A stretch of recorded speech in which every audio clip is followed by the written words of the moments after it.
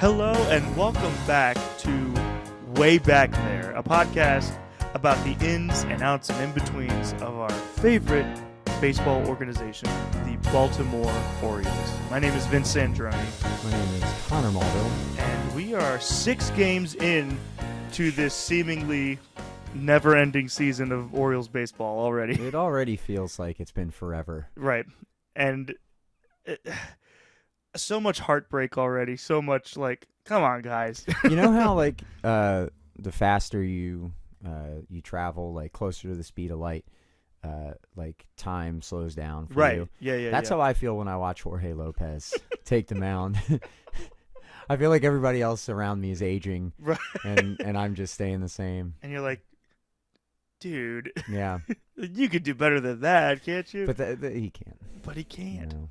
Which is sad because I almost wrote something really good about him, and then I realized that wasn't my series, so I couldn't talk about him that good. You're a lot more generous than I am. Yeah. Well, I'm expecting me to be. I feel like it's good cop, bad cop for us for sure. Like I'll be like, no, he's not that bad, and you're gonna be like, he's a piece of shit. He should never play baseball. And I think it's gonna be great. So we've had two series so far. Opening day was in Tampa against the Rays, and then we just had 3 games against the Milwaukee Brewers at home. Brew Crew. And I mean, just as an overall thought, to start it off, it was pretty much exactly what I expected it to be, which was if we got away with 1 or 2, that's great. Otherwise, both of those teams won 95 games or more last year, and they lost nobody. They're the exact same teams as last year, so I didn't expect anything huge to happen, but we start off with 2 of the best teams from last year, Mm-hmm. and then the Yankees, who, they haven't started off great. Last year was kind of a down-ish year. Yeah. Just as much that the AL East was so good. Right. The fact that we were in 5th place and the other 4 teams were 90 games or over.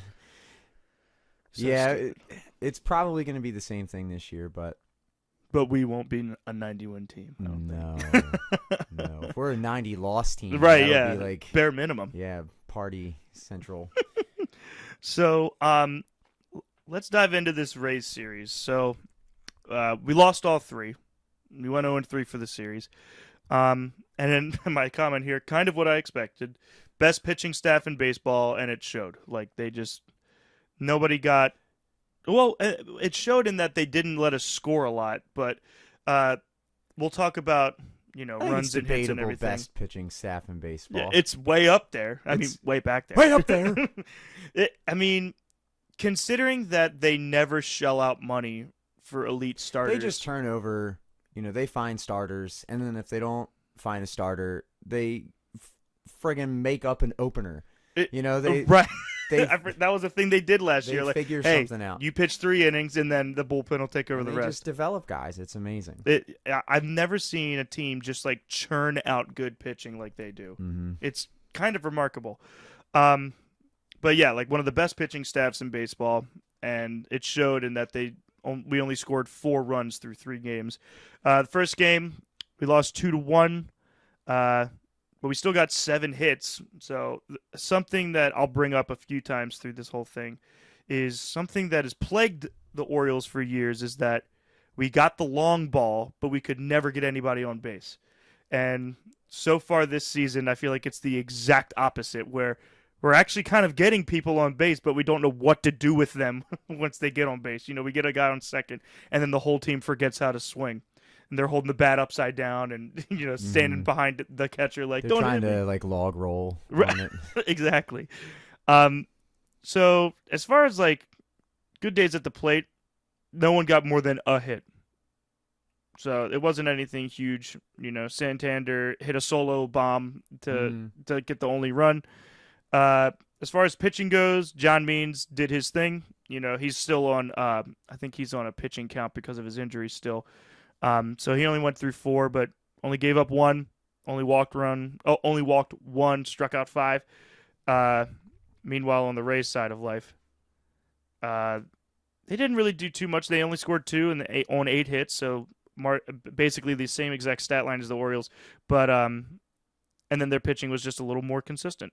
That first game was actually surprisingly close for going up against a ball club like the Rays. No, I'm good, Siri. You don't have to do that. What the hell was that? Siri just went off on my watch. That was really passive aggressive. Oh my God! What are you Siri, talking about? Get Calm off down. of here. You're not a part of this. This is our podcast. I'm not sure I understand. Yeah, I'm not sure I don't like you It's anymore. because you're a watch, Yeah. you fucking moron. You're a watch. You know nothing. Yeah, the first game was more or less just like kind of boring. Like nothing really big happened. It was a low scoring game, but the pitching wasn't like anything exceptional. Both starters only went 4 innings and some change for Tampa Bay, but first game was kind of straightforward. Yeah, means. So there's the talk in the sabermetric numbers community about third time through the order, about how pitchers lose effectiveness the third time they face the batting order, and I mean it just kind of speaks to how good professional hitters are. Right. John Means, I feel like part of me feels like it's second time through the order, like back end of the second time. Like once he starts giving up a hard hit ball, like if you see a back-to-back hard hit ball, which kind of happened in this game, Yeah. you know he's kind of done. Yeah. Early on, he was getting a couple Ks with. He was throwing a couple good change-ups. His fastball was locating well, but he just. I mean, he obviously, like we'll talk about it later with the Milwaukee series, that he developed the forearm tightness and whatnot. Yeah. But I mean, you could tell that there's something lingering there. Yeah, and I'm interested to see if he can work through that, because it was so encouraging to have him start as hot as he did last year, and then he ended it like I think 3.6 ERA for the year. Yeah. Last year. So I mean, super solid numbers, but going from like a no-hitter to that, it was kind of disheartening. So I'm hoping that he'll be able to straighten that out. Yeah. As far as game 2 goes, that was a little more interesting, at least a little more scoring. But like all of these games, all the scoring's happening in like the first 3 innings. Yeah. So like by the 3rd inning, it was 5-2, and then the Orioles scored 1 in the 9th in an attempted rally that failed. But Mountcastle had a pretty big day. He had a long ball, or no, he had a double that got a couple RBIs and stuff. 2 hits though. Santander had a good day with 2 hits. Let's see. Urias had a good day with 2 hits. This was Jordan Lyles, I think. That started. You're talking about game. This is game 2. Sorry. Yeah, this Jordan Lyles went, and I mean he gave up 5 runs in 3 innings, but he got through 5. I mean he slowed down a little bit, but he ended with an ERA of 9. When I was watching the highlights of this game or rewatching through it, I saw the stat that said Lyles led the league in home runs given up last year with 38, which we moved the fence back, but Baltimore's not exactly the place to be picking up the highest home run surrenderer right in the league. Yeah, that was kind of stupid. But yeah, he went, and then we only had one relief pitcher finish off the game for us. Aiken finished off the game for us. Pitched really solid. 3 solid innings. Gave up 1 hit through 3 innings, and 3 strikeouts. Looked pretty damn good. Yeah, that was really encouraging to know that, given the current state of our starters, to have a guy that can go a long ways in the middle of the game when we inevitably are going to have to pull somebody in the 4th inning. That's good to know that we got a guy like that can. Yeah, we have a couple long relief arms in there. What's it called? Bauman. We'll talk about him later too. But just seeing some of the slack picked up by the bullpen was really encouraging. Yeah. Because, I mean, going back a couple of years, when the Orioles were successful, they rode their bullpen and finding bullpen arms. That's the one thing that we actually, I wouldn't say can develop. It's really more so that the our starters fail. Suck and then go in there. Yeah. And then they're unstoppable. But hey, once they get in there, woo, lights out. Yeah. Yeah, that was in all caps. I put here, how about that bullpen? Because like I just think in a game in games like this against a team as good as the Rays, to keep it within 1 run or 2 runs for a couple games, I think is really big. And specifically in these two instances, it spoke volumes about the bullpen that they could just continue to hold it close and to not give up further runs and stupid runs and throw stupid pitches and stuff. It's really cool to see how many hard throwers we have in the bullpen. Like there were like 3 guys over the Rays series. Batista. Batista looks good, man. Batista looks great. He was my favorite guy to watch. Throwing his opening pitch in Major League Baseball was a 99-mile-an-hour fastball. But that's what's crazy about bullpens, like these days, is, and God, I can't believe I'm saying phrases like these days, but like that's the thing with bullpens is that you don't see guys in the bullpen throwing less than like 97. Yeah. Otherwise, why are you there? And if you do. Like, it's some crafty, like, junk baller. Yeah, it's some, like, Darren O'Day type that just, like, slider down and away. Something funky, or, what was his name, Valdez last year? Yeah, who couldn't throw faster than 76. No, dude, absolutely not. Yeah. But it's wild. Like, just the fastball velocity, the average velocity. Specifically in the bullpen is like it's crazy, out of control. Everyone throws 100. Yeah, it's insane. Well, and they always spoke of when we had Zach Britton and we were trying to develop him into a starter, he was throwing 94. He would top out at 95, and that was like if he threw his shoulder out. You move him to the bullpen where he's like, okay, well at tops I only have to pitch 2 innings, so I can kind of like go for it a little more. You see their velocity increase 3 miles an hour, and it's wild. And to have a guy like Batista who came in and was throwing 99 to 100 on a few pitches, as much shit as we give him, Jorge Lopez can throw that fast too. He's throwing upper 90s into pushing 100 once or twice. He just can't put it anywhere that it needs to be put. But yeah, just a couple people that like that high velocity, and I feel like we would always have a guy that could throw that fast. Now here's a guy. Right, yeah, to quote the famous Chris Collinsworth. Where was Collinsworth? Yeah, Collinsworth. But to see that many guys throwing that hard is really, really awesome, and it's like something I'm not used to, which I really, really enjoyed. But yeah, like again, game 2, all the actions in the first 3 innings, all of the cool stuff that happens is in the first 3 innings. Our defense is looking pretty solid, though. Outfield is shutting it down. Hayes and Mullins in left and center, respectively, are doing a really awesome job. Mateo at shortstop is looking on fire. Dude, nothing can really get past high that guy. on Mateo. He is doing so He's got well. a good arm. They've turned he's fast as shit. Bunch of double too. plays so far this year. Yeah, and making them look easy too. Yeah. Not like last year. It looked like we were like, okay, I caught the thing. Now what do I do with this ball? It's very obvious that there's a little bit of chemistry going on, which is really nice. And I think it's good to have Mateo, who's playing so well that it justifies him being in the lineup to push Urias over to third base, and just like because he's a bat that we need. Yeah. So to have that like can't have set infield. Gutierrez playing too often. I mean, he's gonna get some time at third, just moving guys around. But right.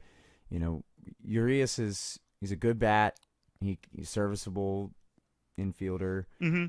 But Mateo, defense and speed. Like we talked about it last time. Like who's the last speed guy that the Orioles had? Like Nate McLeod. Yeah. Is like honestly the last like guy. The guy that's like that. He runs fast. He's our base stealer. Yeah. And Mateo could put the bat in the ball a little bit. He's swinging okay. Yeah, I think. He had a hit in this game and he scored. So yeah, game 2. We still lost by 2. But still we kept it close. We did our thing, and then game 3 was just. Yeah, we just played a big, fat, wet, sloppy shit on the field. It was, Tyler Wells started that game, and he looked good for about 14 minutes. And 9 of those 14 minutes he was on the bench, so it was okay. But like I was listening to Jim Palmer talk about it, and he was right. He goes, Tyler Wells, when his stuff is on, it's really good, but 75% of the time it's not on, and then you just see him collapse in on himself, and he gives up 4 runs in the second and gets chased, and then it's in an instance like that, like you want your bullpen to keep it close, but how are you supposed to do anything when you're down by 4 immediately? And it's like, okay, so they're already hot. Don't let them get any hotter. And then Paul Fry comes in the 7th. Paul Fry. Oh, that guy. He I comes like in Paul the 7th. Fry, but I like him too. He shot the bed in this game a little bit, but again, Batista, solid outing from him. Joey Kribel, or Crable, I think his name. Knievel. Yeah, is that what his name is? Evil Joey Kribel.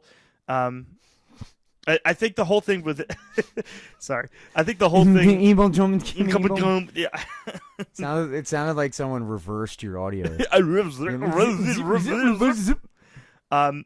Yeah, I think the story with him is that he was a Tampa Bay native and made his major league debut on the Orioles, but he still did it in Tampa Bay, and he did a pretty good job. Yeah, Batista. I think he's going to be a guy to really watch as like the setup guy. Like he is definitely another kind of Darren O'Day, Brad Brock kind of solid. I mean, at least the way that he pitched through those 3 games. They're not going to need a closer. No, like there's no point in deciding who the closer is in the 13 games that we're going to be able to close. But I can't imagine that he wouldn't find himself in the 9th inning. Oh yeah, now and again, because Lopez is not. He is not long for. No, especially if the rest of the bullpen. Especially if the rest of the bullpen's pitching lights out like they are, like Lopez isn't going to last. I will say what's really concerning about this team already, just starting pitching. Tyler Wells last year, above average pitcher, over the course of 2021, 1.12 ERA plus, slightly above average, but he didn't start a game last year, and he's our 3rd starter. Yeah. Yeah, there have been some injuries. What's it called? With Dean Kramer going down, like kind of last second, that messed up the rotation for sure. But I wouldn't even say it messed it up because the rotation is so messed up. It's like Means and Lyles, and like Lyles only because they paid him, right? Not because he's earned that spot. Not at all. So I mean, the only guy I'm like, okay, here we go. This is a game that we're going to be in is Means. It's John Means, yeah. And then, so yeah, and then you'll get to the next 2 Brewers games, but there was a point where I was like, who the hell is this guy that's starting? Like, I was like, who the hell's Watkins when he came out? I'll talk about Spence, but Spence with an S. But some overall things that I have about the Rays series, we went 0-3, kind of exactly what I thought. They held us to 4 runs in 3 games. But we had plenty of hits. The first game we had 7. The next game we had 8. The third game, even though we lost 8-0, we still had 6 hits. So it's like we're putting the bat on the ball. We're getting on base. We cannot knock runners in scoring position in, though. No. It's like it's been rough. It's abysmal. Like, because there's been a number of innings where we have 2-3 guys on base and we just shit the bed. Like, it was at the point where I was listening to it in the car, and I think it was during the Brewers series, bases loaded, no outs, and then 3 consecutive strikeouts. And it's like I knew that was going to happen. We will talk. Okay, good. I won't take your thunder. I'm sorry. But Means looked good. Lyles not so much. Tyler Wells was good for 13 seconds and then was done. Bullpen looks wonderful, and I'm really excited about that. I think that's going to be kind of like something we can hang our hat on for a year that is kind of destined to not be that great. I mean, hopefully it's looking like they'll get burnt out. Yeah. You can't have guys throwing 3 innings out of the bullpen like game 2 of 162. So yeah, but I think overall it seems like in that series it was kind of a mental thing for a lot of you get a guy on second and all of a sudden, what am I supposed to do? How does this work again? Yeah. And I think it's purely just a younger team or a team of people that aren't used to, or that shouldn't be starters, frankly, on other teams. And But my one really big takeaway from all of this, like Mullins was good and Mountcastle was good, and we kind of expected them to. But seeing someone like Anthony Santander Oh yeah. being patient at the plate and not swinging at everything and looking so incredibly comfortable, I was like, okay, Really good to have Santander back. yeah, Really and good. like true Santander, because he was injured last year and Mhm. kind of wasn't able to get over that. But to have him there and confidently take a pitch, knowing that he wasn't going to strike out on it, was like really, really, really magnificent. Mhm. And he already demonstrated his power. Going into the first Brewers game, I think he was batting 500, or he walked up to the plate 15 times and was on base 9 of those 15 times with like 3 walks or something. Like he's doing great. But a thing that this series showed me, this is the last point I'll make. The thing that this Take your series told me time. was that once you get past hitter 4 in our lineup, there's no lineup. Like you get your Cedric Mullins, your Ryan Mountcastle, your Trey Mancini, Anthony Santander, and then there's everybody else. Huge drop off. It's like there would Which be, is saying something because like we like those 4 or 5 guys oh yeah, because they're who we have. Like a lot of those guys on a contending team would not be that high in the lineup. Like Trey Mancini, God rest his soul. yeah. He would be in the 7 hole on every other lineup in A America. contending team, yeah, he would be lower, definitely lower down in the lineup. Mm-hmm. And he's consistently, 2, 3, 4, Yeah, something like that. So, like it's not even a drop off from like elite hitters. It's a drop off from like the best that we can muster up. like Mullins is really like the only above average hitter on the team. Maybe Mountcastle. I think he'll probably get there eventually. No, I think he will. He just hasn't quite shown it yet. Consistently. Right. There's he's streaky right now. Mm-hmm.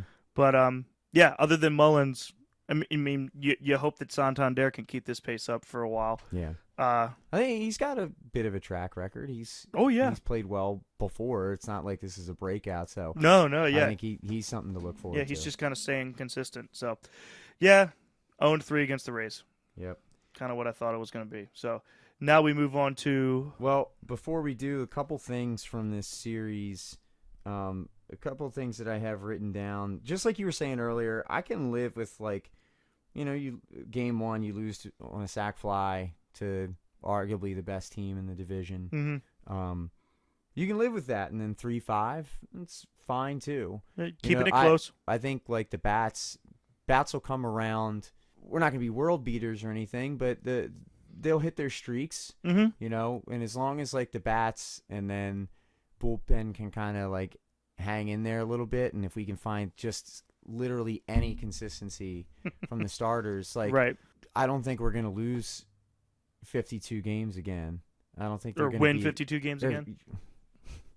I mean, definitely going to lose 52 games. I was going to say, like, we're going to lose the shit out of some 52 games. But So, game 2, I had CB Buckner sucks so bad.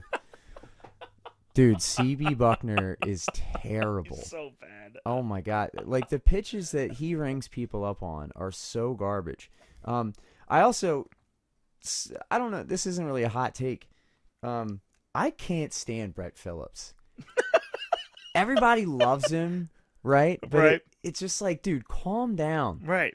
Like, you almost gave yourself a heart attack in the World Series. Like, I don't know. He's out there just like, I'm a wild, crazy guy. Right, Like, yeah.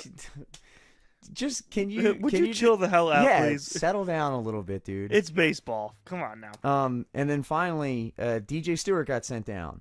And rightfully so. Mm-hmm. Like, he's literally only used as a pinch hitter, and every time he is a pinch out. Yeah. They pinch hit him, and I know what's going to happen. He's going to strike out, or Or he's going to pop up. yeah, in 4 pitches. Yep. Every single time. Yeah. I have in no way, if I'm an opposing pitcher, am I like, oh shit, now I got to adjust.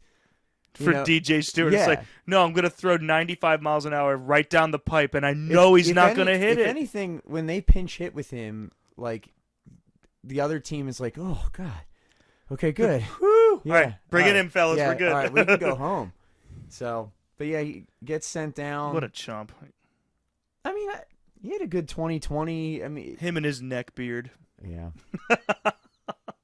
Poor DJ. Yeah, I mean, he's like Ham from Sandlot. That's who I envision him being. Like, makes sense to me. but like worse than Ham yeah. in Sandlot. All right. So why don't you take us through our very first song of the series? So we're supposed to write a song for this portion of the series, and I didn't think of the song for this one. I'm going to be honest. I didn't think of a song for this, but I thought of a meme that associated Okay. with this That's fine. with this series. And going forward, when it's not Easter and I'm not singing 17 hours a day, I'll Because you're like be a on real top of live it. musician. I am. Yes, I am that. And but the video meme thing that I have in my head from this is I think was an old Colts. Arizona Coach? Cardinals coach. Yeah, they are who we Denny- thought they I were. think it's Dennis Green. I think so. They Yeah, They are who we thought they they are who we thought they were. I mean, let them walk all over us. That's kind of who. And we let him off the hook. Yeah. That's what I have in mind for this series. See, Kind the of like, problem is though that the Rays left the Orioles on the hook. right? Like, The come Orioles on, are you still can do on it. the hook. Yeah, And the Orioles are like, nah, dog. I'm good on I'm this just gonna hook. be, This is a fun hook. yeah, I'm chilling. yeah. That's my meme of the series for that. And I'll have a real song next time. I promise. That's okay. So, the Orioles they come home, second series of the year against the Milwaukee Brewers, the Brew Crew of Milwaukee. Game one, we've got Invader Zim, Bruce Zimmerman versus Cole Doogie Howser. Not his name at all. So, the only scoring play we have, Cedric Mullins, line drive to center field.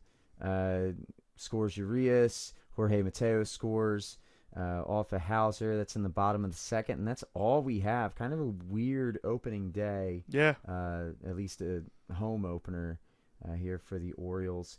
Zimmerman, he goes 4 innings pitched. Only gives up 3 hits, 2 walks, 4 strikeouts. Looks pretty good. Yeah. For a guy that's coming from Towson University. Yeah, absolutely.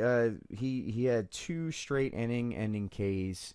Especially like how he debuted last year and kind of where he left off last year. Yeah. Pretty encouraging. Michael Baumann comes in, pitches 2 1/3, only gives up 1 hit, 3 strikeouts, looks great. Dylan Tate follows up, pitches 2/3 of an inning. Perez, I don't know how to say his name. Oh, is that a CNL? CNL badass. He's got cool highlights. I think that's really all I know about him. And then Jorge Lopez comes in. I think kind of makes things a little dicey, but finishes it off with the save. Pretty cool way to start the year at Camden Yards, at least. And good way for the Birds to kind of get their first win. I mean, yeah. It's pretty fitting. That, Especially, sorry, go ahead. No, it's pretty fitting that Mullins drives in Was the guy. 2 runs. Yeah, I mean, Yeah. getting a shutout against the Brewers, even if their offense last year wasn't so good. Mm-hmm. You know, I think they have some improvements. I know that they brought in Tellez. I think Tellez was on Rowdy. I don't know if that's his like real first name, but it better be. But you know? it better Yeah, be. I he's one of the guys that every time I see him playing, I'm like, okay, I'll watch this guy. Yeah, he's cool. Yeah, I can joke. But yeah, to open up the 30th anniversary of Camden Yards, the 30th anniversary season of Camden Yards, and I heard that we won that game with the same exact score that we won our very first game in Camden Yards. So, oh really? yeah, so pretty cool stuff to start off the series. And then, something that I'll put now as a relative spoiler for everything else, but I loved that, again, Brewers were a top contender last year, 95 games won. The only reason they didn't go to the series is because they lost to the team who won the series. The Braves took it, and but again, we kept it close. We were able to keep it close for this entire series, and for this one, it was more so hang on for dear life rather than keep it close because, again, we only score in the first 3 innings as a team, and then we just come on, get to the end. Yep. So I was happy to see, again, the bullpen coming out. And pulled pork. God damn it. The bullpen coming out in fashion. And Can we call the bullpen the pulled pork? The pulled pork, yeah. From Done. now on. Yeah. Dude, the pulled pork. The Orioles pulled pork. The Orioles pulled pork. Oh, so much improved from Yeah, last yeah, year. yeah. Very saucy, that pulled pork. No, it was just, again, encouraging to see that bullpen doing work. Pulled pork doing Pulled work. pork. And Pulled pork doing pen. God damn it. But yeah, and then seeing Mullins I think that was the day that he got his Silver Slugger. Yeah, I think he was awarded pregame. Yeah, and how appropriate is that? Yeah. It was a kind of a long game if you like, good baseball. Yeah. but kind of a long season if you like good baseball. Right, yeah. But we won, and you don't know how many of those you're going to get at home, so you take it for all it's worth. So, yeah, Bauman winds up picking up the win. Hauser takes the loss, and Jorge Lopez gets his first and maybe only save of the year. Correction. I'm being kind of for sure his only save of the year. kind of being hard on the guy, but He's a dingus. whatever. He had an ERA of 1100. Yeah, whatever. All right, moving on to game 2. We have Spencer Watkins. Spencer is spelled with an S. How do you feel about that? Spencer spelled with an S? Well, yes. It seems pretty normal to me. Well, no. It's the second. Oh, the second S. Yeah, Spencer. Spencer. Right, yeah. I don't like it. Yeah, that's annoying as shit. I'm out on it.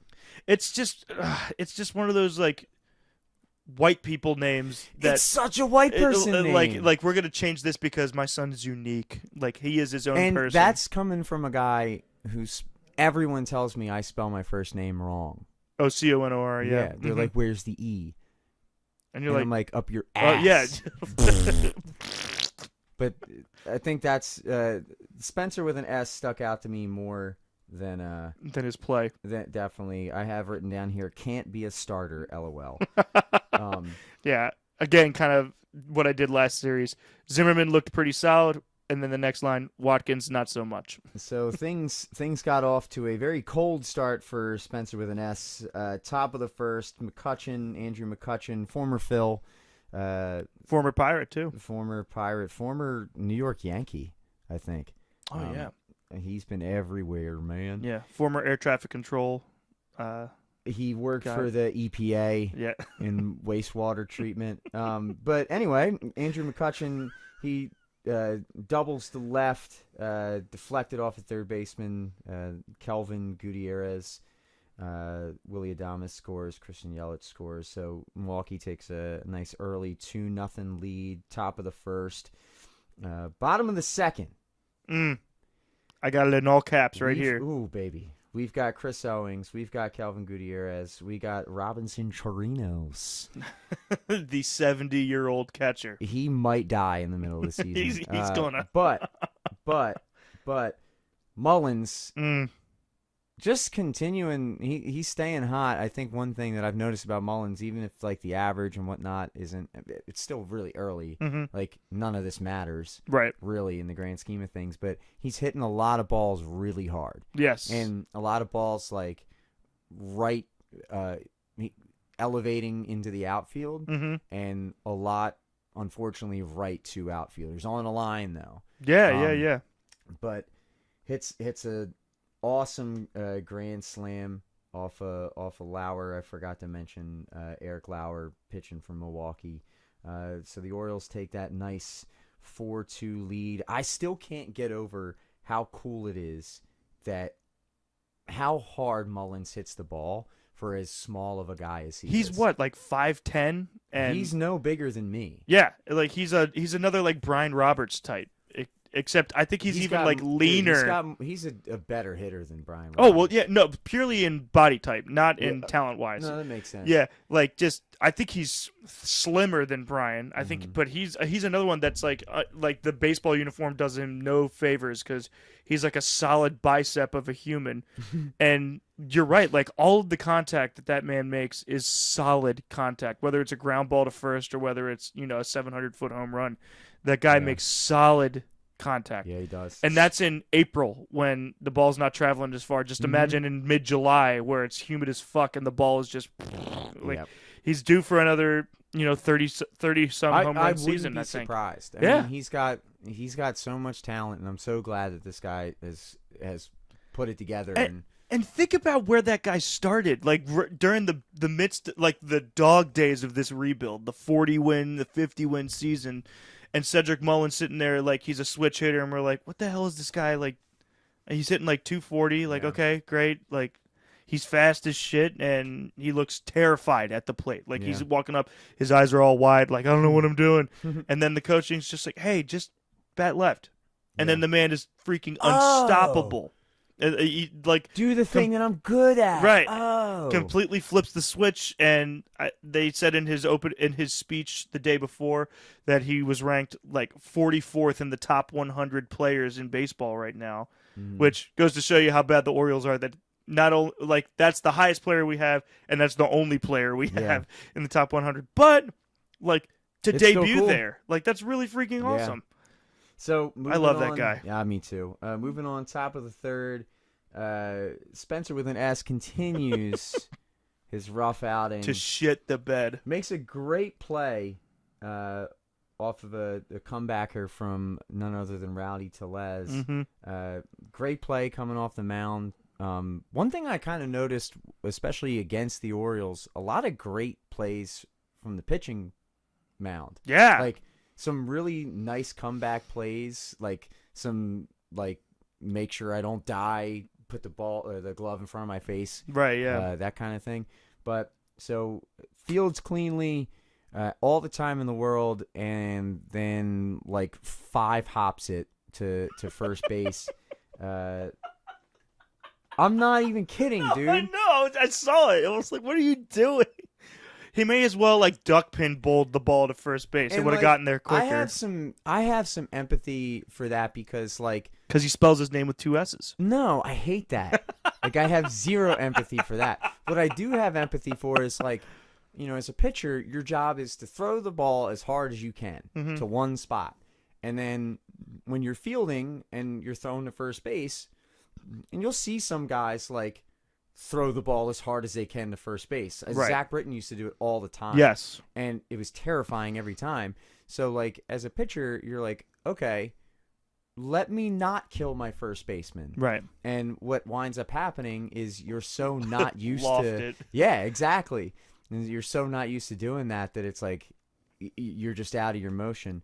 But Adames winds up scoring. Milwaukee brings it back within 1. And immediately after that, Hunter Renfroe hits a ground rule double to right center, and Tellez scores. The Orioles would have been out of the inning. So Renfroe hits that with 2 outs. Orioles could have had the 4-2 lead, but if my aunt had balls, she'd be my aunt with balls. Right.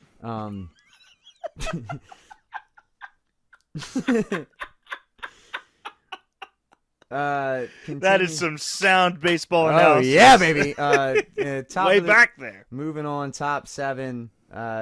Pitching now, CNL Perez. Andrew McCutchen singles.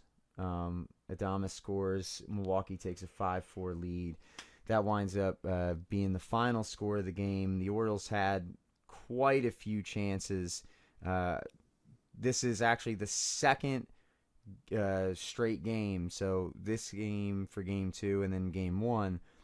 Both games, 24 total left on base. Not what you want.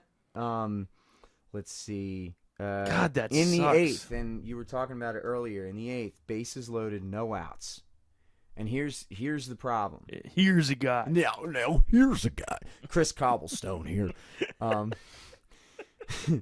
So, bases loaded, no out in the 8th.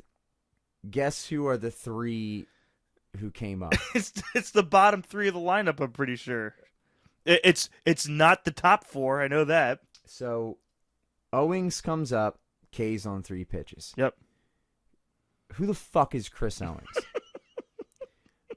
Mateo, as high as I am on him, he kind of shot the bed there a little. Yeah, pinch hits, I believe, and he strikes out on 1-2. And this is against, I forget what his first name is, Williams, but yeah, he's one of the best bullpen pitchers in the league. Yeah, you think he's their setup guy. And then Ryan McKenna. I like Ryan McKenna. He's a good fielder. He's another fast guy, but he's like the last person you want up in this situation. Yeah. He's another. He's in the same ball club as DJ Stewart when it comes to pinch hit. Oh my God, even less. Yeah, so they pinch hit him for Chirinos. He goes 1-2, half swing. You have bases loaded. The first 2 guys in front of you strike out. And you're like, and you're gonna limp arm it through the strike zone. You're like bitch swinging, 1 and 2. It's just kind of terrible. It's just, but nothing against those guys. It's just like that, like what you were saying. It's gonna be impossible for this lineup to string hits together. Yeah, because you got guys like Mancini, Austin Hayes, some of the guys in the middle of the line or the top to middle. Mountcastle's a little bit better. I think Mountcastle's been a little bit more patient, but a lot of strikeouts there. Yep. And then the lower half, man, it's just like, who the hell even knows? Yeah, exactly. It's like Mullins. You're gonna get someone. You're gonna get a great at bat from Mullins. You're good. I have confidence that by July you're gonna get a great at bat from Mountcastle more consistently than not. Santander's going to be consistent as shit, and it's going to be, he's going to fight. Mancini is in the same school of thought as an Adam Jones and a Chris Davis and a Mark Trumbo and all of their other big hitters where it's just like swing as hard as you can, and you're going to, when you make contact, it's going to go forever, and when you don't, it's going to suck. I just like Mancini more than almost any other guy that I just mentioned because of he's just Trey Mancini. Yeah, I mean, he's gonna have a free pass for the rest of his life. I don't care. For sure. But he swings for the fences like that and still hits 270. Like he's still like a decent hitter. Like over the course of 162, he finds his way to, his average. Yeah. Which yes, that's what happens. No, but that's a very obvious statement. But him more so, like a guy like Mullins was good from line to line last year, from beginning to end. Whereas Trey started off slow, had a crazy, awesome May, June, July, and then half of August, and then just kind of went down and settled into his 270, and it was fine. Yeah, because at that point he was second in the home run derby. Like who gives a shit? That shit was awesome. That was dude. So fun. But you get past Mancini and like. You hope Hayes can put it together at some point. He probably, I think he'll be. I'm high on. I like him. He's such a good glove and such a ridiculous arm talent out in the outfield that you gotta hope that his bat meets him at some point, or else it's gonna put us in a really tough predicament where it's like we need him out there for his defense because his defense is so good, but the bat doesn't justify it. But he's a guy that he could go up there and hit 260 with 23 home runs and like 50 RBIs, and I would be thrilled with that stat line. He just has to do it. Unfortunately, he can't be batting cleanup in a major league lineup. No, he cannot. But again, that's who we got.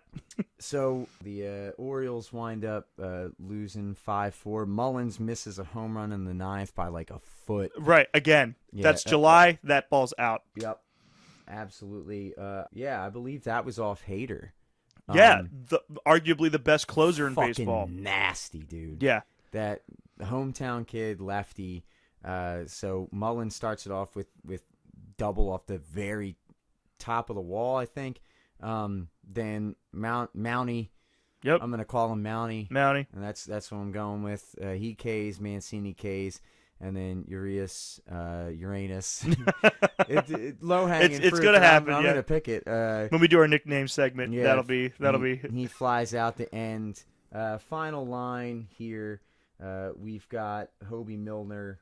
Sure. You just made up that name. Yeah. Moby Hilner. Moby. I guess. My favorite whale. So he picks up the win. Our boy Bautista, unfortunately, Felix Bautista takes the loss. Hader comes in, gets a second save of the year. Mullins has that sweet grand slam, though, so I feel like that's a moral victory for me. All caps, Mullins Grand Salami. Mullins Grand Salami. That is a pretty sweet, like, deli name. Mullins Grand Salami. Yeah, man. That's pretty sexy. So then finally, Game 3 of the series are Johnny Boy Means versus reigning NL Cy Young winner Corbin Burns. In terms of scoring here, let me see. Let's bring it back up. So top of the second, my boy Rowdy Tellez. I love this guy. He's a human bowling ball. And I think his real name is fucking Rowdy, which is awesome. Almost puts one out over Mullins' head. Mullins, I believe, if I'm not wrong, this play Mullins almost makes over his left shoulder. He gets turned around a couple times, and it was like it would have been better than like the Willie Mays catch. This shit would have been awesome, but it does sneak over. So off means Milwaukee up 1. Then following up, Mike Brousseau singles on a ground ball. Tellez scores.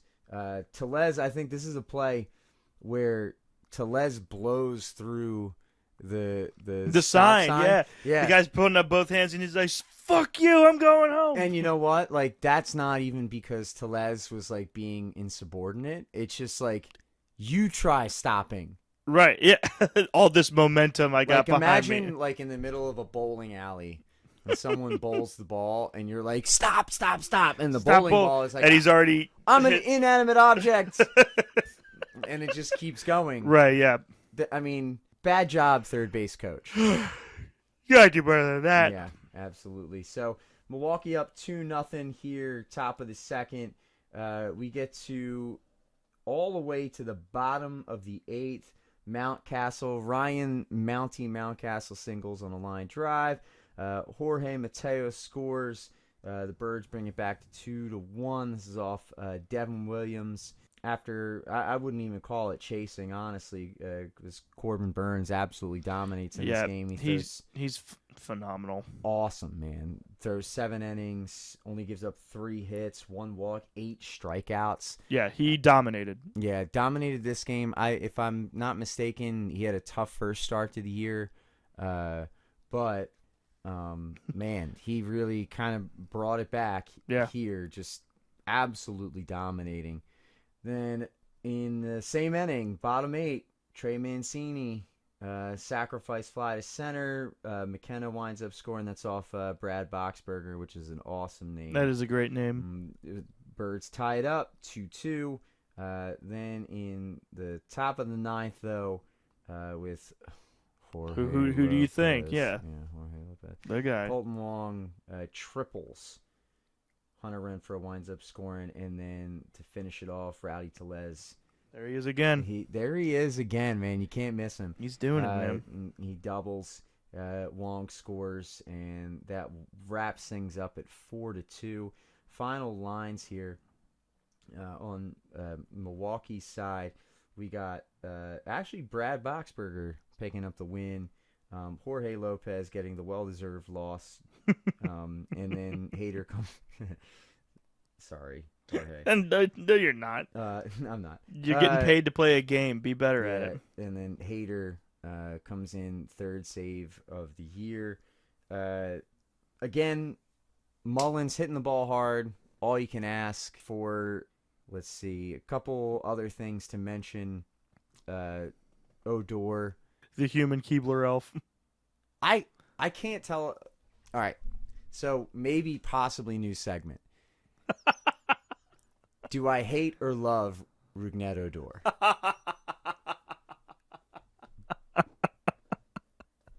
Because everything about him, I want to love. Right. I want to love this guy, dude. But his name's Rougned. It's Rougned. That's That- almost I'm as not bad even- as Spencer with 2 S's. no, dude. Because Nuh-uh. Rougned is not a white person. No, and it's No, I don't think it's an any person. name. Right, yeah. I think he made that up. that was his first word. Yeah, his real name is like You know, Red. I bet his parents were like, "Yeah, this is our son," and they were like, "Yeah, he's actually speaking now," and he totally wasn't. What if his name is Ned? And then he wanted to like project toughness.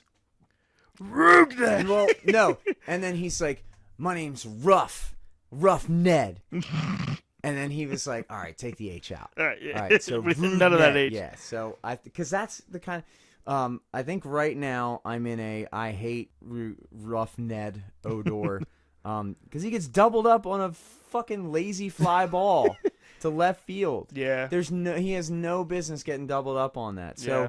Ribnard is not. Ribnard, Ragnarok. Yeah. So I think right now I'm like teetering on the hate side of the Riff Raff. meter. So yeah, I think the big thing from this game though, Means goes 4 innings, and then comes out. He's got left forearm tightness, and they're waiting on an MRI. If you watch the game, you can actually see him walking off the field, and he's shaking his head like, "Nope." And he was saying in a video afterwards that he felt it in the first start, but was able to fight through pretty well. And this one, he said, first 2 innings, I felt great. Which, I mean, not what you want. No, Because I guess the psychology of injury, and this isn't even a bit, like the psychology of injury, especially for athletes, is like a lot of times when, obviously, like if you get hurt, guys try to play through it because that's kind of like the nature of the beast with professional right. sports. But especially guys with like a history of injuries, and I'm a fucking scrub. Like I'll get that right. Like I was a decent athlete, but grand scheme of things, I'm a scrub. Right. But like, if I would get hurt, especially like if it was after recovery from a long-term injury, if you get hurt again, you're in pure denial mode. Right. You're like, please God, don't let this be it again. Mhm. And so you try and kind of tough it out and say like, all right, let's see if I'm okay. And Mm-hmm. I think it's honestly kind of concerning, especially for pitchers, because pitching injuries are like through the roof right now. Right. Like you get a guy who has a history of injuries who's like, yeah, I felt it like game 1 and I tried to stick it out. Like, I don't know. Yeah. Like if we're going good cop in me is saying like he knows something's wrong. Yeah. So, but fingers crossed, that MRI comes back negative, nothing, is really damaged, Yeah. and it's just like a rest for 10 days. Yeah. What sucks about this is that, in some cases, I almost wish that, and hear this in the right context. I wish that it was almost like a broken bone. That way, it would be like, okay, you have a broken bone. You need to stop doing what you're doing. Here's a normal injury that Whereas, people like, recover from. Exactly, but like forearm stiffness, it seems like, okay, well, let's try it again next game and see what happens. Yeah. And it's going to be like that, ouch, it hurts. you never know it's if just that's a like nagging injury that's just going to keep coming back, and it's like, Because like you and look, now here's a guy who's not a doctor. So like I'm glad that Chris Collinsworth is going to be a consistent guest on our show. now here's a guy. Here's your guy, Chris Cobblestone here. Chris Cornerstable. Yeah. No. But like your forearm gets tight, how much of that is, and this is speculation, how much of that is connected to like The neck like bone. let's call the whole thing off. Yeah, thank you. But no, connected to like like ligament damage in the elbow or Right. something like that. I mean, Is this a ticking time bomb for? don't say it. We're not saying it. No. So hopefully we get good updates on that, because I swear to God, if Johnny Boy Means goes down and we're without him, like we said earlier, we already have guys throwing 3 innings out of the bullpen Right. in long relief. Like, as good as we feel about the bullpen now, like, we don't have the bullpen depth to deal with that. That's for damn sure. No. So that wraps up the series. The Orioles, coming out of the first 2 series, 1-5.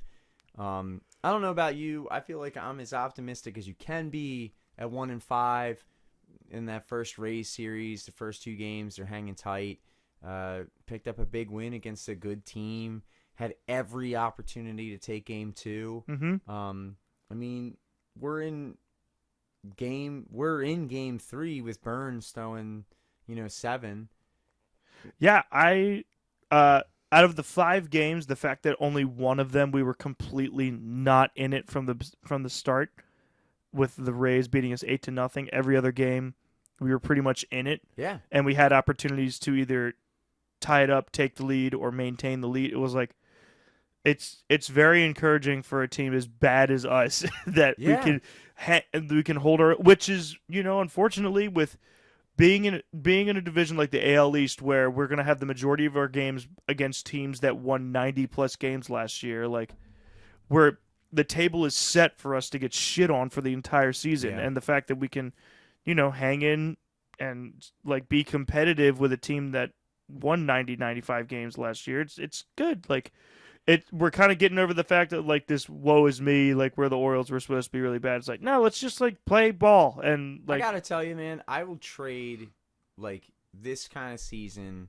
rooting for guys like Trey Mancini, Cedric Mullins, Santander, like John Means. Mm-hmm. You can root for those guys. Thinking back to, like, the Chris Davis days, or like Manny when he's like moping around. Mm-hmm. I don't want those fucking guys on my TV. Yeah. I don't want to watch Chris Davis like not looking break a bat on his knee. Right. Like the law of diminishing returns. Yeah. So song of the series here. I didn't know until today that this was not a Nickelback song.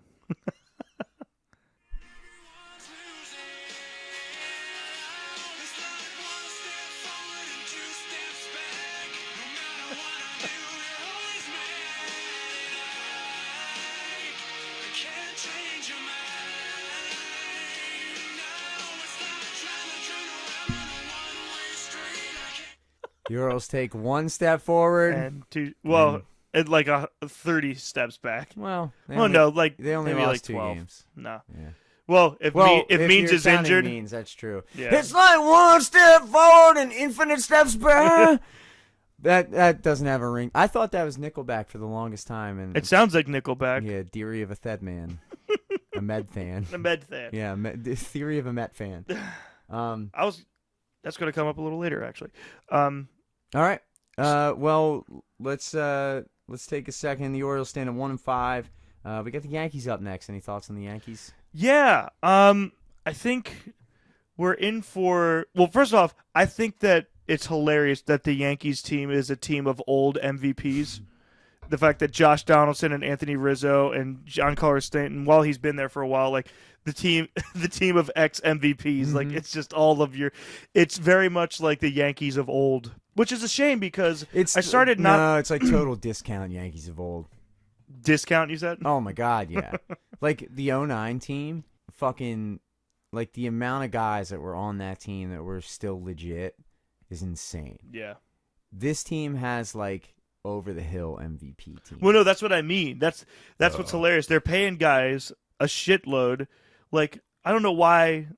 What was the deal that they gave Rizzo? It was something like I think it was a shorter contract, but they gave him a shitload of money. It's like, this guy, he's not going to be. He's going to be like. He's going to be good. Pretty good. Well, and what's frustrating with me is that, like, through the whole early 2000s, they had.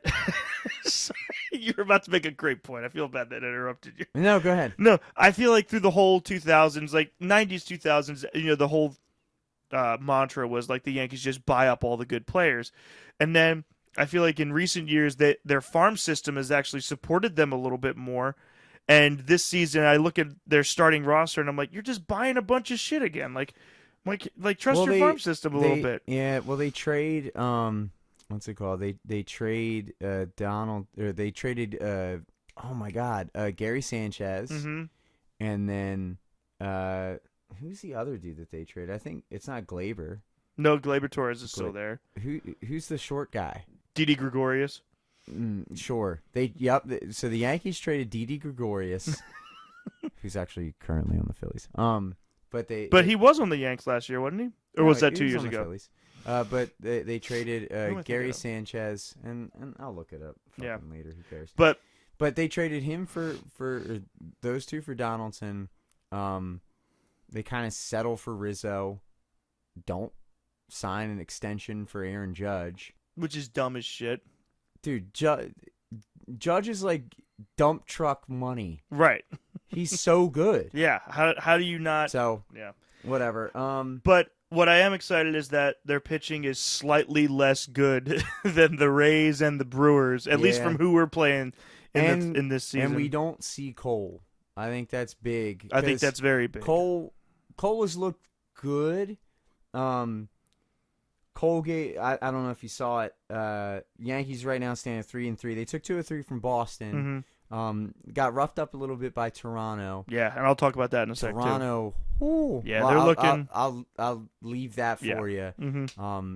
So Cole gets roughed up second start a little bit. Mm-hmm. Well, not a little bit for sure. And then they told him he can't use silly putty anymore for his pitching. Yeah. You know, he can't use spider eggs for. Yeah, you're not allowed to use expired ethanol cleansing liquid for your lawnmower anymore to help with your grip.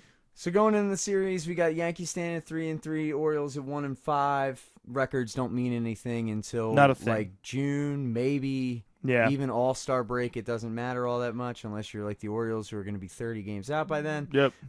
So we have Game 1. We've got the Battle of the Jordans. We've got Jordan Montgomery, a lefty for New York, against Jordan Lyles, a righty. I'm so unexcited. And his name is Jordan. Yeah. Like, good for him. But Battle of the Jordans. Game 2, we're going to see Jameson Taillon versus Tyler Wells. Taillon, decent year last year. I think he had a pretty good start in his first start. Mm-hmm. Tyler Wells pitched okay.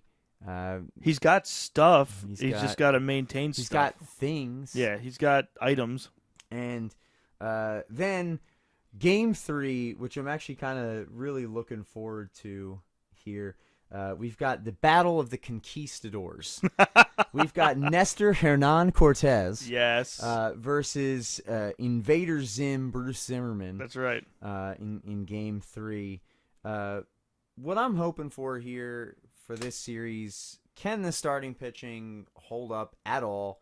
Can we get 5 innings out of a guy? I realize that like we're coming out of an abbreviated spring training. You know, a lot of guys are kind of like still in the spot where they would be making their final spring training start or like their first start. But can we get 5 innings out of a guy? That'd be really nice. Now, here's a guy who can actually do his job. Chris Cherry Picker here. Runners in scoring position. Like, can we string some hits together? Yeah. For the love of God. Can we not strike out with the bases loaded? As much as I not hate, but as much as I don't like the stat of like, this guy, he's a horrible hitter unless there's a guy on second and then he's a really good hitter. It's like, no, he's still a bad hitter. That doesn't make sense. It's a bad hitter. But regardless, like, we got to do better with runners in scoring position. Yeah. Like, we just have to. Like, it would be different if we were making good contact and the ball, 100 miles directly to left field or something like that. I'm so anti-bunt, but, like, there's so many times, like, if bases loaded, no outs, suicide, squeeze the shit out of that. Sure, at this point. I mean, do anything other than, like, limp wrist swing through the strike zone. Friggin' Mullins in that 5-4 game Yeah. against Milwaukee, he gets a double. just bunt him over. I You just know, don't like, get it. And I'm not a huge fan of the bunt. And like, I guess the reasoning is like, like Mountcastle, like you'd expect him, especially with no outs, to either be able to move the runner over or put the ball in play. Well, But Trey Mancini did it the other night. Bases loaded. He had one out, and he just hit it as hard as he could, and he put it deep enough for a guy to score. problem And that's is we just have too many guys striking out in that situation. So runners in scoring position. Hopefully the bats can. I mean, if we're sitting here saying like, "Oh, I hope the bats can come alive," like we're idiots because they're not going to come alive, like in full. And best case scenario, you get 2-3 guys who are hot at the same time. Well, I think what's going to happen is that Cedric Mullins and Ryan Mountcastle and Anthony Santander are going to feast, and they're going to just do what they're going to do. Yeah. Mancini, I'll probably get one long ball or so, and then other than that, like maybe some guys will get on base, but like I don't know.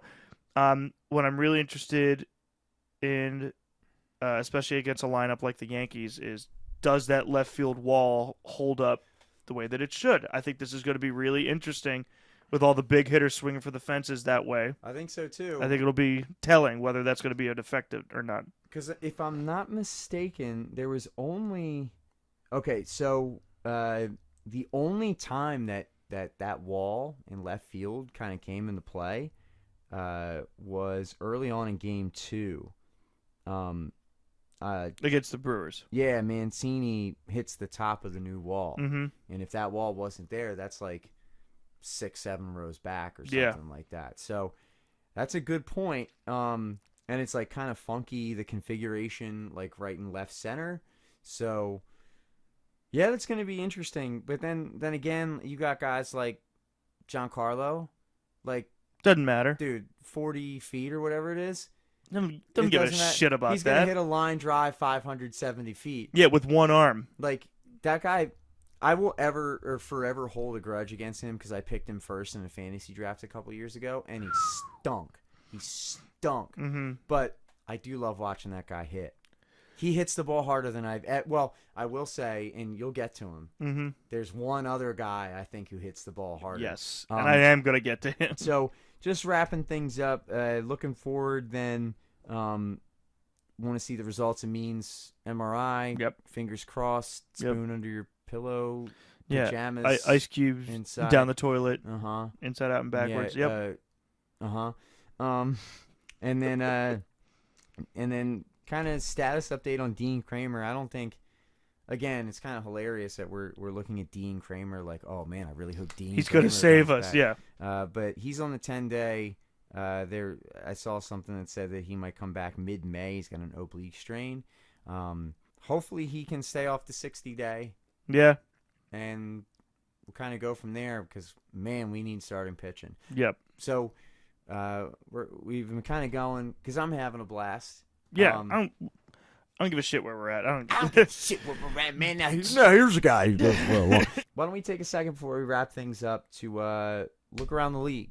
So what do you got? What are some interesting things around the league? So I picked up two. By the way, for those of you at home, Vince just put up the number 2 as if I don't fucking understand how many 2 is. You can never be too safe. You can't be too safe. So my 2 that I picked up from around the league is, first off, the Mets are experiencing the Buck Showalter effect early on. Like they're 5-2. Rest in peace, Buck. They are right. They are looking really good, and that guy just like walks into a ball club and they're immediately better. I feel like it is insane. Say the first verb that comes to your mind when Buck Showalter like pops up. So I'm gonna count down from for 3. Action word. Yeah. Right. Yes. All right. It's first verb. Oh God. All right. We'll say it together. Okay. All right. We'll count down. I'll say 3, 2, 1, and then we'll say it. Okay. Ready? 3, 2, 1. Scuttlebutt. Scuttlebutt? Dude, when he walks to the mound, he's scuttlebutt. I would never think that. Oh, but he's definitely got like the clown spikes on, like when he's walking to the mound, like the ones with the inflated toes. Mm-hmm. He's definitely like walking out like and the he's cartoon kicking it left spikes. and right. Yeah. but like, he's walking out there with his red face and his "you bastards gonna." He walks like a kind of like the Heat miser, like Heat miser. dude. Yeah. So I miss him. yeah, What are you gonna do now, Buck? Manage the Mets? manage the Mets. No, and so like I'm eager to see how that club goes going forward because if Buck Showalter can make the Mets a good team and actually get Jake DeGrom the glory that he deserves as arguably the greatest starter to be on the worst starting roster forever and ever, amen. Because I thought for a while it was Jeff Samardzija being stuck on the Cubs when they were horrible, and he would pitch to like a 1.3 He ERA. had one good year, dude. Well, it was that year. Jeff Samardzija, Jacob DeGrom is one of the best pitchers Ever of all time. Jeff Samardzija was a wide receiver at Notre Dame. Okay. Okay. But you know what I mean? Like, just like a good pitcher stuck on a shit team, and it's like, you got to give this guy his due. And Jake DeGrom deserves more rings than arguably any other pitcher that's pitching right now. And I'm eager to see how that plays out. But the second one that I put down, and I wrote exactly this, is God damn it, Vlad Jr. That guy is so fucking good at baseball. I'm not hurts trying my to make soul. anyone feel uncomfortable. I would eat the shit out of his asshole. I swear to God. That guy. He's better than his dad already, which is the scariest thing. And his dad, like, fucking. One of the best hitters to ever play the game. He hit over 300 for like 13 seasons straight. I will forever love Vlad Guerrero Sr. because it was more subconscious. It wasn't like intentional. But like his approach at the plate was the same as mine when I was playing ball. Yep. Like, you pitch the ball, I'm going to swing. And sometimes I'm going to miss it. But if I put the bat on the ball, that motherfucker is going 500 feet. Yep. And I don't care if you cricket, like, bowl it to me. Right. On a hop, I don't care. I'm gonna swing. I'm gonna annihilate. And I'm gonna put the. But you're right. His son is better. Is better, and it's insane. He hit a ball 114 miles an hour. And and you were comparing him to Stanton earlier, like because that guy hits the ball harder than anybody else, and Guerrero's better than Stanton. Well, I think especially as an all-around player, he's better than Stanton. Stanton is good for one thing. Guerrero's good for a lot of things at the plate, especially. But he put a hurting on the Yankees. He had 3 home runs in a game. I think it was 2 nights ago against the Yanks to 2 win. off Cole. Yeah, he just doesn't give a shit who you are on the mound. He's like, I'm just gonna hit it really hard, and you can't stop. But you compare him to Stanton. When you look at Stanton, you expect that guy to be able to hit that ball forever because he's, again, just kind of like a human bicep. Whereas Vlad, he's kind of like a chunky little kid that but knows how to put the bat.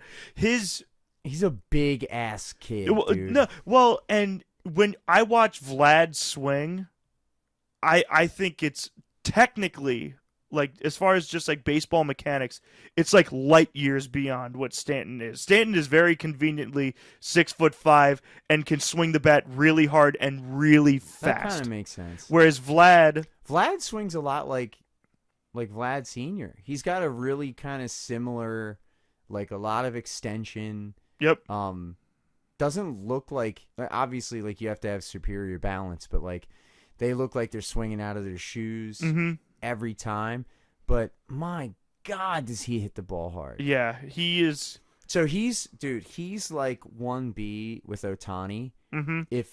If I'm like scrolling through MLB TV and I'm looking at, like, okay, who's at bat? If those two are at bat, I'm turning that game on. Mm-hmm. Yeah. God, man. Yeah. Vlad is just insane. So those are my 2 around the leagues. So Okay. You got one now. So like I mentioned earlier, I watch a lot of Phillies games. I watch as much of the Phillies as I do the Orioles, probably. Right. And Alec Boehm, who had a really solid 2020, Came up as a rookie, looked really good. Last year did not have a good year. This year, it was in the Phillies' most recent series. It was a couple games ago. He has, I think it's actually against the Mets. He has 3 errors in the same inning. And later on, there was video of him, like, talking to Didi Gregorius, who's apparently on the Yankees and somehow managed to play one game for the Phillies. But the Philly shortstop, Didi Gregorius, and Bohm turns to him and says, "I hate this fucking place." And it's like super clear. And like after the game, like in post game, they asked him about it, and he like admitted to it. He was like, "Yeah, I said it." And like on the surface, you're thinking like, "Oh, what a spoiled little brat," or like, you know, how unprofessional. But dude, I was thinking like, I'm so far removed from this guy, like making however much money he's making to play baseball.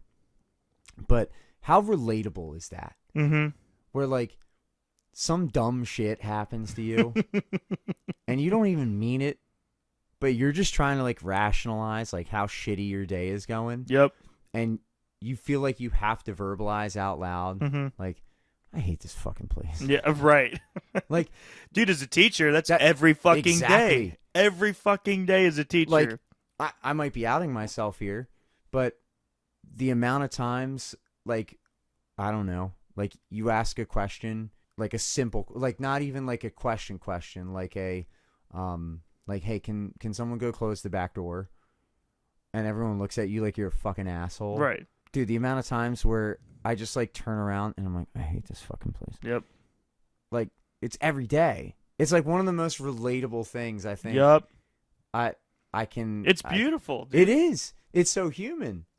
Sometimes you forget, like, that that's their job. Mm-hmm. You know, like, they wake up. They probably have a moment where they're like, I don't want to go to work today, dude. Like, you know... And then, you know, to get to kind of fuck up like 3 times in a row. Mm-hmm. Like, I fuck up 3 times in a row, like, all the time. Every day. And no one's booing me. Right, yeah. I don't know. I just thought that was funny. No, that's great. But, like, put your glove up, dude. Right. Like, just... Come like, on. I hate this fucking place. Right. Like, it's easy. It's first grade SpongeBob. Yeah. So, now, here's a guy who hates this fucking place. So my one quick hot take that I'll say for everything is that Adley Rutschman is going to save the Orioles organization. I'm convinced that he's going to come in and a lot is going to be solved. Okay. That's my one hot take. Building off of that, Yes. the Orioles win 71 games this year. If we can get through this mental block of hitting with people on base, we could get to 70 wins this year. That is what that's what I wrote down. Right. It's happening. Let's do it. As long as we stop playing teams that won 95 games last year, I bet we're going to be a pretty decent Which team. I've got bad news for you. Right. That's the majority of who we play this year. But you hope it's one of those like, yeah, but they know each other. They know each other's playing styles and everything because they're in the same little division there. But it's not going to happen. It's a real bad team. The Orioles, it doesn't matter how much they know. Like, they know they suck. But they're going to win 71 games. That's right. Hey, I'm ready for it. Well, thank you, ladies and gentlemen, for joining us for another episode of Way Back There. Way back there. Way Back There! Wave it high! Rest in peace, Joe Angel. All right, that's it. All right, sounds good. We'll see you soon. Love you.